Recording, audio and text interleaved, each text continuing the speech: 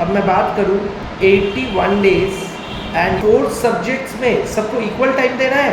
नहीं, वेट्स दे के टाइम देना है। अब सब्जेक्ट का वेट्स क्या होगा सर? सबसे हाई वेट क्या मैथ्स को और लॉ को दे? यूजुअली स्टूडेंट्स जो लोग चारों में ही सिलेबस बहुत अच्छा कवर नहीं किया, उन लोगों का वीकर सब्जेक्ट्स को ज़्यादा वेट दो और स्ट्रॉन्गर सब्जेक्ट्स को कम वेट दो।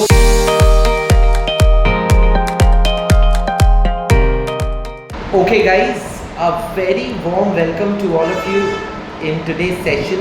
आज का सेशन में मैं पहला चीज़ जो कराने वाला हूँ वो है 90 days from exam, यानी कि आज जून का 13th of June 2025 और आपका एग्ज़ाम है 15th of September 2025।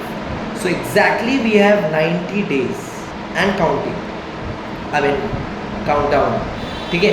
So 90 days countdown में एक स्पेशल स्ट्रैटेजी डिस्कस करने वाला हूँ, जिस स्ट्रैटेजी से आप मैक्स कर सकते हो आपका प्रिपरेशन, और ये स्ट्रैटेजी अपनाने से आप कभी भी फेल नहीं कर सकते हो। It's a fail safe strategy for all CA students. जिसको भी सितंबर में पास करना है, ये वीडियो देखेगा तो वो CA फाउंडेशन कभी फेल नहीं करेगा, ठीक है, गारंटी। बट मैं जो स्ट्रैटेजीज डिस्कस करने वाला हूँ वो सारे स्ट्रैटेजीज को आपको अपनाना पड़ेगा, और एंड मोर, जैसे कि if we talk about 90 days को कैसे यूटिलाइज़ किया जाए, 90 डेज़ को कैसे यूटिलाइज़ किया जाए, तो आपको मैं बता दूँ 90 डेज़ में आपके पास है एक्चुअली 81 डेज़।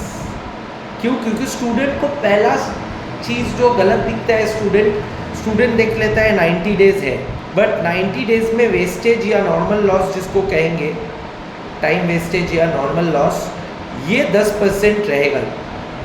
ये एक्चुअली 10 से 20% रहता है, बट मैं बता दूँ 10% अगर हिसाब करें तो 81 days is your actual residual time. अब देखो स्ट्रैटेजीज़ का डिस्कशन हो रहा है, तो पहला strategy is to get the correct time in hand, and 81 days में यू हैव 4 सब्जेक्ट्स। अब मैं बात करूँ 81 डेज़ एंड 4 सब्जेक्ट्स में सबको इक्वल टाइम देना है?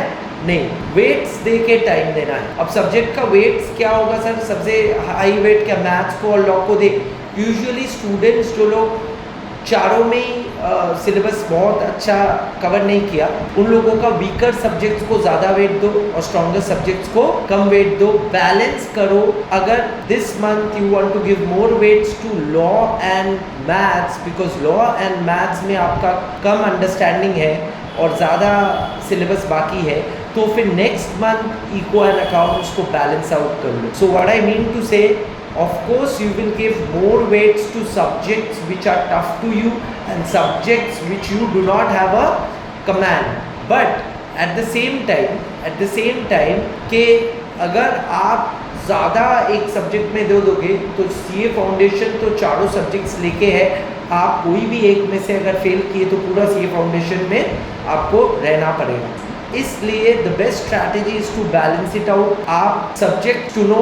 आप कैसे चुनोगे? मैं बोल दिया, वीक सब्जेक्ट्स, टफ सब्जेक्ट्स जिसमें आप वीक हो, जिसका पेपर टफ आता है, जैसे कि मैथ्स, लॉ। जनरली ये 2 पेपर स्टूडेंट्स का बहुत डर रहता है। कुछ लोगों को मैथ्स समझ में नहीं आता है और कुछ लोगों को लॉ लिखना नहीं आता है और लॉ समझ में भी नहीं आता है। दोनों में ही लॉ में मार्क्स एम्पेरिकली कम आता है और मैथ्स में तो लोग फेल भी करते हैं। तो ये 2 सब्जेक्ट लेके तुमको चालू करना पड़ेगा। आपको चालू करना पड़ेगा let's say this 2 subjects, and आगे जाके जैसे दिन बीतते जाएगा आप क्या करोगे, आपका कॉन्फिडेंस ये 2 पेपर में आ जाएगा, तब वो 2 पेपर को पकड़ लेना।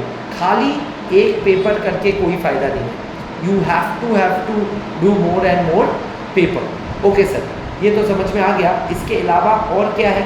तो पहला स्ट्रैटेजी ये था कि आप चारों सब्जेक्ट्स को 81 डेज़ में तोड़ दो और बैलेंस आउट करो वेट्स के अनुसार। टफ सब्जेक्ट्स को ज़्यादा वेट दो, वीक जिस सब्जेक्ट्स में लगे उस सब्जेक्ट्स को ज़्यादा टाइम दो, और उसके बाद जाके बाकी सब्जेक्ट्स को भी बैलेंस आउट कर लो।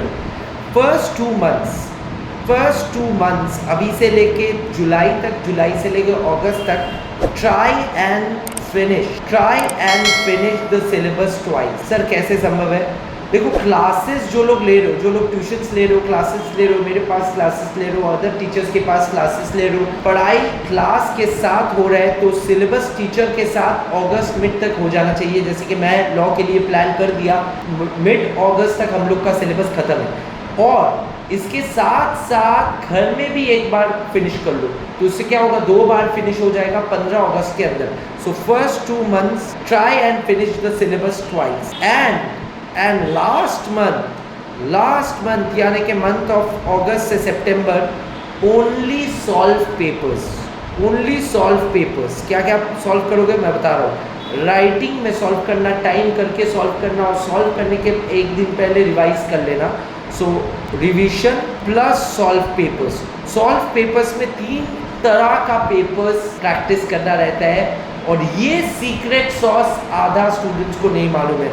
Number 1 is past papers, number 2 is mock papers time लगा के, और नंबर 3 इज RTP। मैं बता दूं, तुम्हारा सजेशन अगर कोई मांग रहे हो कि सर क्या पेपर में क्या सवाल आएगा, ये कर लो बेटा, इसमें से 80% मैच होने वाला है। 80% is gonna match from past paper, mock paper and RTP of last 3 terms, mock papers of this term, and 2 set रहेगा इसमें, 2 sets, and past papers at least last 3 years। अब देखो 3 साल में बहुत सारा टर्म्स है, एक साल में अभी तो 3 टर्म है एग्जाम, तो लेट्स से ये तो शुरू हुआ 2024 में, उसके पहले 2 ही टर्म था, तो लास्ट 3 years का जितना टर्म्स है पूरा सॉल्व कीजिए, यानी कि 23, 24 और अभी 25 चल रहा है, ठीक है, ओके। तो ये स्ट्रैटेजी जो इम्प्लीमेंट कर पाएगा, उसके बाद भी अगर वो CA फेल किया तो मेरे को बताना, मैं फिर ये वीडियो अपलोड करने वाला हूँ अभी के अभी। मैं चैलेंज करके कह सकता हूँ, इसके बाद कोई अगर फेल करे CA फाउंडेशन तो मेरे को बताना, ओके सर। आप जान के क्या करोगे, मैं जानूंगा कि कैसे संभव है, and I will not criticize that person because we are positive people, we focus on solutions and you also focus on solutions and not problems. We will try and solve it.